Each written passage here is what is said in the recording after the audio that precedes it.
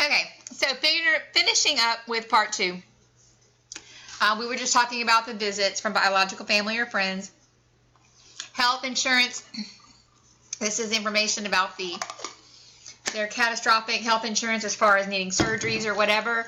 But if I haven't already told you, check around your area, see what like urgent care or walk-in clinic may have the best cash price for routine things like a cold or infection or something like that they just need, antibiotic, or they need to go get checked out, or even for an x-ray, because they would have to basically pay that cash out, out of pocket. So I usually just use a walk-in clinic that's local, and I believe I can get like a cash price of about $100, I think, a visit. Of course, if there's x-rays or blood work, it goes up from there. But yeah, have something in mind so that you can take care of that. Studying, make sure they know what is expected. The program requires them to maintain a C average. Computer and internet use, we recommend you have clear guidelines about computer and internet and email in the home.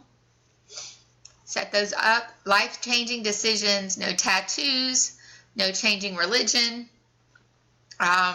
marriage, religious conversion, things like that are not allowed. Avoiding problems and developing understanding. So when tensions arise between the exchange student and a member of the family, address it immediately to clear the air. All right. Make discussions a learning experience rather than lectures. Recognize differences between spoken and unspoken family rules. Explain rules thoroughly.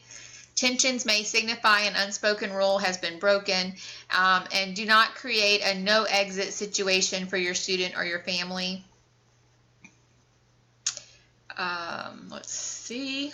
If difficulties arise, define the problem, figure out what's occurring, see if it's a difference of opinion, and then some steps for problem solving. You can always contact me as a sounding board, or for some ideas if you need to, or if you need me to talk to them. We certainly can. Don't involve the natural parents on problematic issues, because it's your home, it's your rules, and so they don't need to be consulted on that, unless you have a question about their preferences on something affecting the student. Maybe so, but something about how you're handling a situation, that's your call. Emergency situations, of course, 911 if it's life-threatening. Remember, there's going to be all kinds of a range of feelings. They're going to go from honeymoon phase to depressed, homesick, upset, ecstatic, and then when it comes around April and May, they start getting depressed again about returning home and having to deal with leaving all the connections and family that they have made here.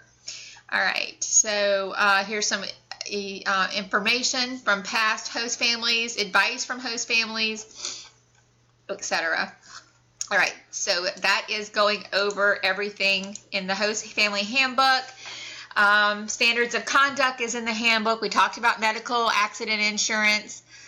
The monthly reports, basically that is an email from me. I will email you a preset, determined set of questions each month, and I will email the student.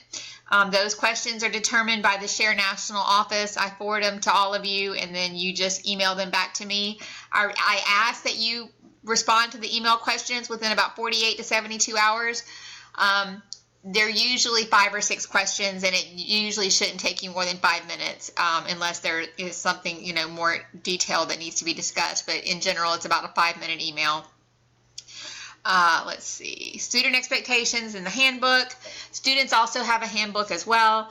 Host family expectations, high school expectations. We went over problem solving. Of course, we have a cross-cultural experience. The 9 stages of host family student relationships. This is a separate document that I'll be sending to you, and these are the stages that they go through from arrival in the first and second week, settling in, deepening relationships, and then culture shocks. The holidays, that can be a difficult time sometimes, depending on what environment they're coming from and their culture. Taking stock, culture learning, and then pre-departure, and then readjustment. Readjustment for you as the host family and readjustment for the student as well. For those of you who have hosted before, you know that. All right, so some information. You may want balloons or flowers or a sign welcoming them at the airport is sometimes nice to have. All right, so just some things you can read over about picking them up, and some things you may need to you may want to know. All right, that's the culture. Reporting abuse or exploitation. Of course, please contact me immediately. A host family guns and weapons policy. Please make sure if you have any firearms in the home that they are locked. The gun is locked, and then they are also in a locked gun safe. The mandatory weapon safety course, that information's in the handbook. High risk activity releases, and I remember some of those would be like even something that we don't necessarily consider to be high risk, but sometimes horseback riding, surfing, things like that. They can ride ATVs. They can't drive ATVs because that's considered a motorized vehicle. Same thing with boats, ski boards, jet skis, all that kind of stuff. All right, so this is the, again, the pre-orientation form. This is what I need for you to have everybody in your home just put their name and sign, and then email this back to me by August the 3rd. And let me see if there is anything else on here. We have some other forms, but those are more student-specific forms.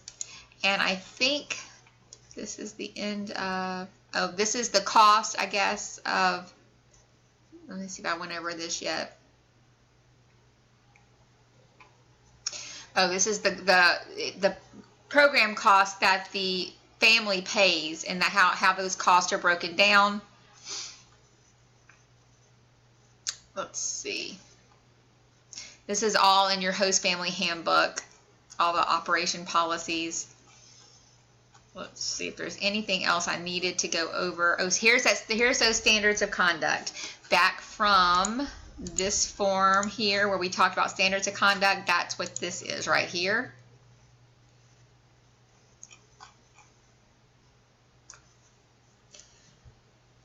And let's see. This is what their family, I believe, has already signed. Their natural family. And then this is the high-risk activities. It includes mountain biking, water skiing, snow skiing, riding horses, riding tractor or other farm equipment, windsurfing, swimming, board diving, snorkeling, free diving, motorboat riding, kayak, canoe, sailboat, snowmobile. So this is something, if any of these are going to be done, we need to have the biological family to sign off on this. So please contact me about that if that's something we need to discuss. I think that's it. All right, so I will go ahead and get these all emailed out to you along with this form here, and please return this back to me, like I said, by August 3rd, and I appreciate it. Email me as usual or text me if you have any questions. Thanks.